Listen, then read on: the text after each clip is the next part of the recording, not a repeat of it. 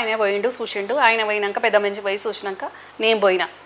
పోతే ఉన్న రూమ్లకే పోనీయలే నన్ను.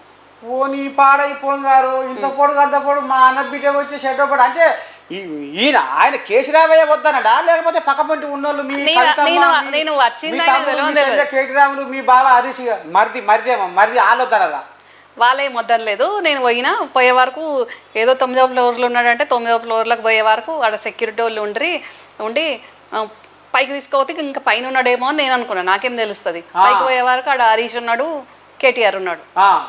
ఉన్నాక కేటీఆర్ రా అక్క అన్నాడు. పక్క కూర్చోబెట్టుకున్నాడు సోఫాలా. కూర్చోబెట్టుకున్నాక ఎట్లా అయింది ఇట్లా ఎట్లా పడ్డాడు ఏమైంది అని అంటే చెప్పిండు. చెప్పినాక మరి ఇప్పుడు ఎట్లుంది, ఆపరేషన్ అయిందా, మంచిగా సక్సెస్ అయిందా, మంచిగా ఉందా అంటే మంచిగానే ఉంది, బ్లడ్ ఎక్కిస్తుర్రు, లొల్లి చేస్తుండే ఎక్కించుకుంటలేడు అని చెప్పిండు. కొద్దిసేపు మాట్లాడిండు. అన్నం తినమన్నాడు.